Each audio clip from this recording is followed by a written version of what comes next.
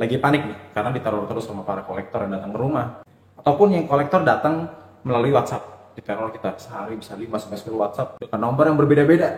Pernah nggak ngerasain kayak gitu? Kalau pernah, kita lanjut pembahasan. Jadi nggak perlu panik yang namanya kolektor datang ke tempat kita, karena itu adalah persyaratan dan juga cara kerja mereka. Mereka diwajibkan untuk menagih tagihan yang belum terbayarkan, karena mereka juga punya target-target yang harus diselesaikan dari atasan dia dan juga dari kantor pusatnya. Kalau itu nggak tercapai, kayak kita kerja lah, KPI itu nggak tercapai, makanya bonusnya mungkin atau gaji mungkin nggak full. Risiko terparahnya adalah dipecat. Karena apa? Dia nggak bisa mencapai target yang diinginkan oleh perusahaan. Apalagi perusahaan-perusahaan biayanya yang dinilai oleh mereka KPI-nya adalah uang dan uang biasanya. Karena memang bisnis mereka adalah memperjualbelikan uang. Jadi teman-teman, jangan panik kalau misalkan ditagih oleh para kolektor. Itu adalah tugas mereka, dan kita juga punya tugas untuk bisa menjelaskan kepada para kolektor. Kita kalau belum punya dana untuk membayar utang tersebut, kita nggak akan dipenjara. Kalau utang piutang itu cuma masalah pinjam uang aja, ranahnya adalah perdata. Dan ini aman selama kita masih punya etikat baik, kita masih kooperatif kepada pihak bank, semuanya akan bisa diselesaikan dengan cara baik-baik. Yang harus dilakukan kalau misalkan kolektor datang ke rumah kita adalah kita jamu dulu mereka sebagai layaknya tamu yang datang ke rumah kita. Jangan kita panik. Mereka cuma menanyakan aja kok, kapan dibayar, di tanggal berapa. Kalau kita masih belum punya jawaban pastinya, kita nggak usah mendahului dulu apa yang akan terjadi yang akan datang. Misalkan kita, nanti saya sebenarnya punya tagihan tanggal sekian, tapi saya nggak tahu bakalan jatuh temponya tuh pas apa enggak pembayarannya. Seperti layaknya saya ke Bapak. Saya juga pengen bayar tanggal sekian, tapi karena saya lagi bermasalah sama keuangan, ada tagihan yang nggak tertagih misalnya. Bilang aja apa adanya, kalau kita masih belum bisa bayar saat ini. Dan jangan mendahului apa yang akan terjadi yang akan datang. Jangan menjanjikan tanggal. Kalau ditanya kapan tanggalnya, saya tetap mengusahakan. Saya harus ada tanggal segini pembayaran, atau saya akan ada gajian tanggal sekian. Atau yang kedua, misalkan kita dapat keputusan PHK dari perusahaan, atau usaha kita sedang terancam, ingin bangkrut. Kita ceritakan aja, tugas kita menceritakan aja.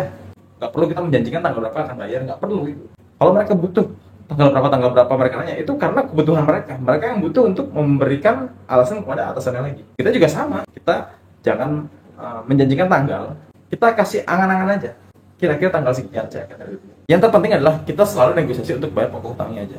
Dengan alasan apa? Kita ini muslim. Dan yang kedua, ada fatwa MUI nomor 1 2004 menyatakan bahwa bunga bank itu adalah haram.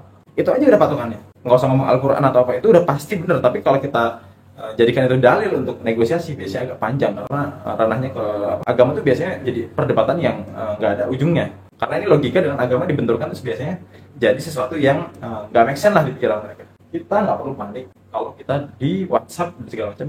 Kalaupun kita di WhatsApp, kita punya hak untuk mengeblok semua nomor. Saya pernah tahun 2020 kemarin kalau nggak salah. Pada saat awal-awal saya mulai memerangi riba untuk nggak bayar cicilan-cicilan, sehingga setiap nomor yang nagih kepada saya dengan nama dan juga nomor yang berbeda-beda, semuanya saya blok. Dan apa yang terjadi? Ya lama-lama mereka juga bosan. Akhirnya mereka mulai menelpon. Kita telepon, saya jelasin kondisinya seperti ini, saya belum bisa bayar.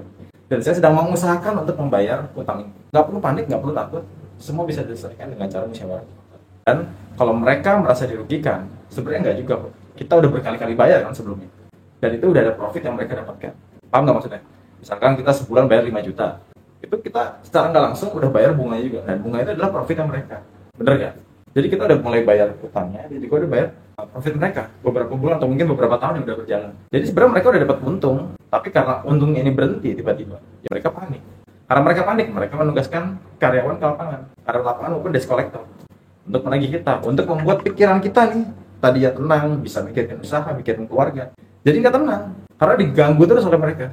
Psikologi kita dipenuhi dengan pikiran untuk membayar hutang, sehingga yang terjadi biasanya kita jadi gali lubang tutup lubang untuk bisa menyelesaikan masalah hutang ini. Tetap aja nggak usah panik, nggak usah bingung, kita fokus aja.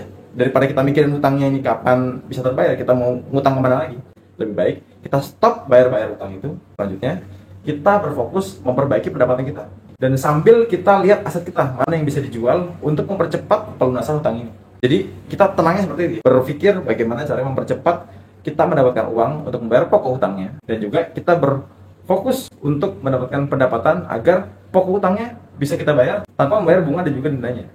Sampai sini aja ya. Masalah negosiasi ntar kita bahas lagi di konten berikutnya. Semoga bermanfaat. Terima kasih. Assalamualaikum warahmatullahi wabarakatuh.